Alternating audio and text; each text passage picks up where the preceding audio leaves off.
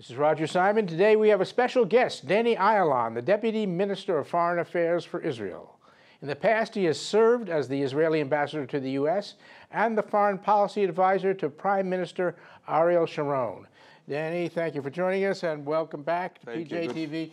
What brings you again to the United States? Well, thank you, Roger. Always good to be here with you. Life goes on. Although we have elections on the 22nd of January, that's very soon. There is a new administration here, but still we have the challenges that they're not waiting for elections here or in Israel. So we have to continue and coordinate our policy vis-a-vis Iran, Palestinians, the so-called Arab Spring. So I'm going to be in Washington for a few days, and of course here, meeting some friends, doing some lectures, and coming here to your studio. Well, thank you very much. Now, apropos of the elections that are coming up on the 22nd, I believe, to American audiences, they're a little confusing because there are how many political parties now in Israel? About 42. 42? And we're stuck with 2 and a lot of some minor ones. Now, I've been reading that lately this party, Bayit Yehudi, is on the rise in the polls. What does this mean about the Israeli electorate at this point? Well, you see, the Israeli electorate sentiment is really moving to the right with, I think, more sober expectations towards the future. Two things that happened that made Israelis being more skeptical about peace with the Palestinians at this point. One is, of course, the Intifada, after the most generous offers that Israel gave the Palestinians. They came out killing more than 1,000 Israelis, 7,000 injured. Second thing is the consistent refusal of the Palestinians to step up to the plate, to the table, and negotiate with us. And instead of negotiating, they go on unilateral track, like the UN resolution for a Palestinian state, which is a virtual one, but still, it tells the Israelis that really we do not have a partner right now.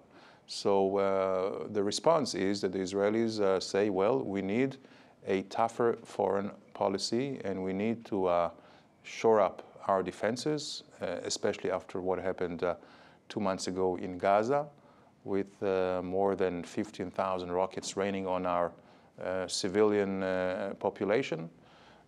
So it seems like there is a shift to the right, and to the extent that I can predict the future, it will be so until and unless we find a trustworthy partner on the Palestinian side. So does this mean that the Oslo process, as it's commonly called, is sort of over and finished?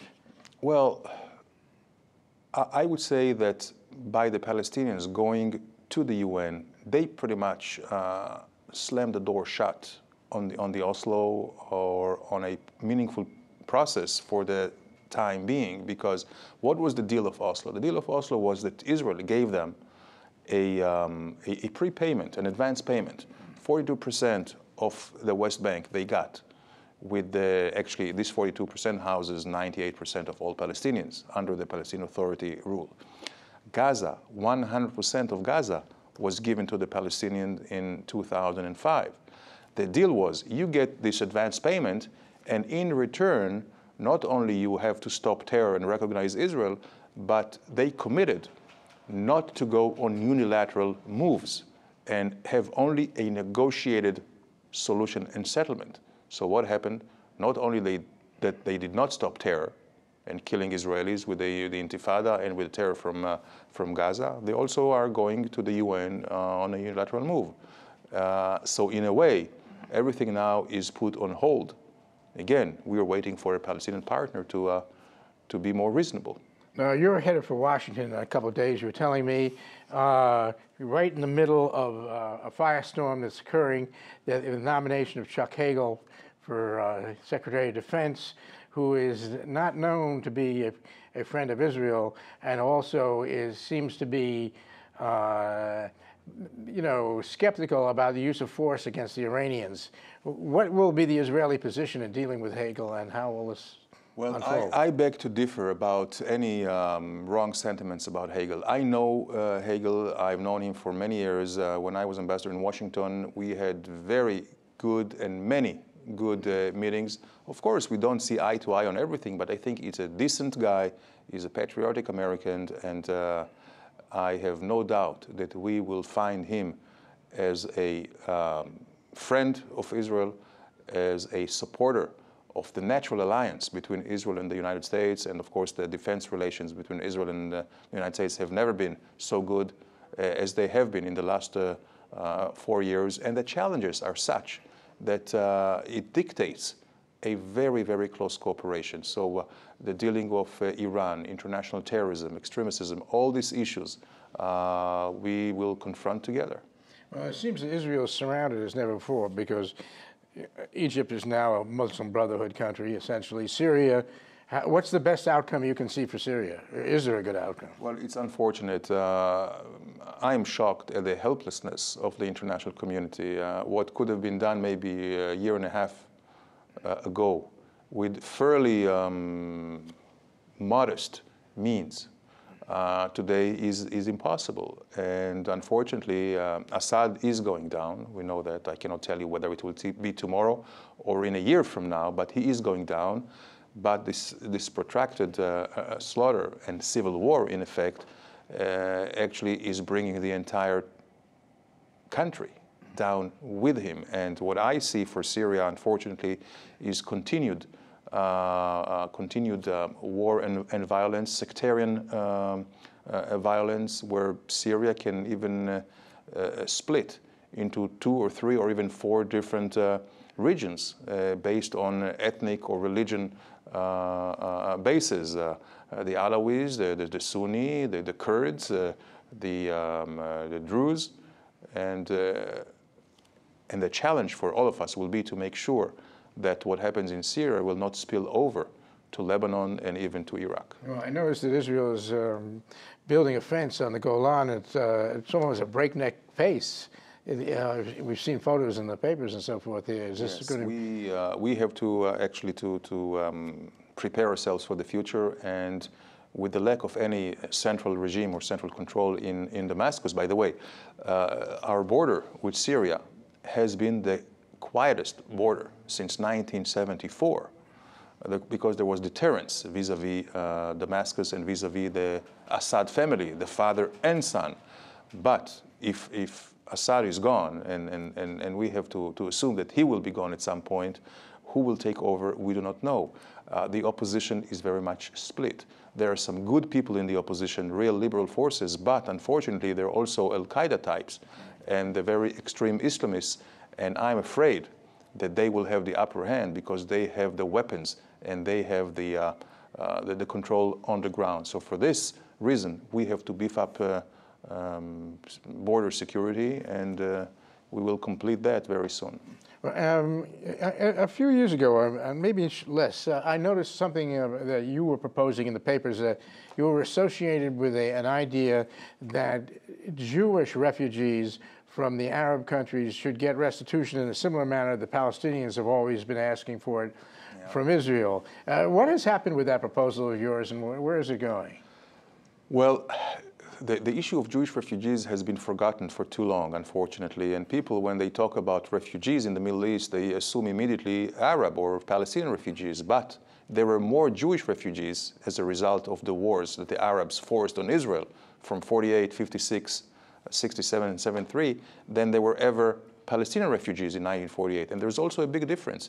The Palestinian refugees were a result of the Arab aggression against Israel.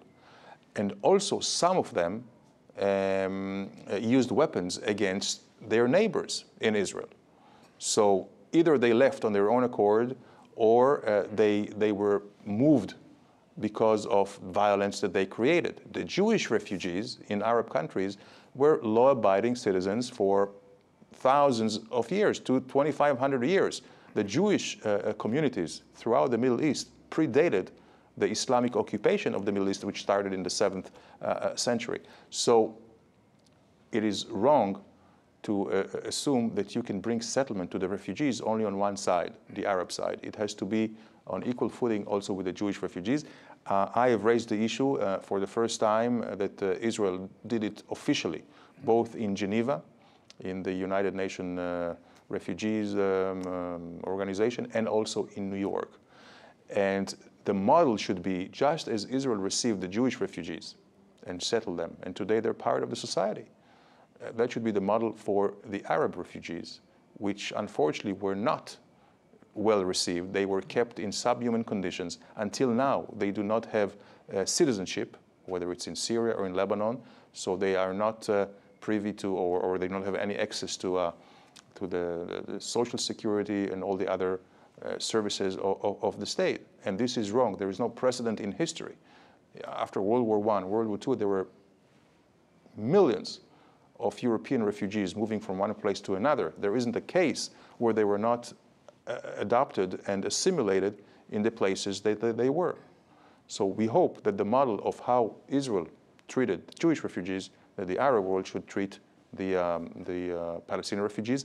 And once there is a settlement, and I believe that there won't be a settlement with the Palestinians without settling the refugee problem, once there is a settlement, either through a mega international fund, by the way, President Clinton suggested already in 2000 in Camp David, creating an international fund to redress and compensate the refugees, which means on both sides of the divide, Jewish and Arabs. On a totally different subject, I know Americans who follow Israeli politics, I do, and a number of our viewers do, sometimes see Israeli politics as being, maybe we're wrong, more corrupt than our own, and we see corruption in our own. You have been in the middle of a recent scandal in which you obviously have given some testimony against Avigdor Lieberman. What do you think accounts for this view of Israeli politics, and how would you counsel this? First of all, I'm very, very proud of the American also, but the Israeli legal system. And I would say that among democratic countries, we are probably the least corrupt. The fact that everything is flushed out is also a testimony of how robust the legal system is, where there is no intimidation even with the most powerful. You know, we have indicted a prime minister, former prime minister, we have indicted and prosecuted a former president. And the fact that there are no hidden places in Israeli politics, I think, is really a good sign. I'm not very proud of some rotten apples in the system, but at least we flush them out and we take good measure against it. About Avigdor Lieberman, since his case is standing in court, I don't think I can say, I'm not at liberty to say anything, except we'll have to wait and see what will the judges will say. Yeah. Well, we'll be looking forward to that, Danny Ayalon. Thank you very much Roger. again for visiting us here at PJTV. Pleasure. We'll see you next time. Thank you. This has been Roger Simon for PJTV.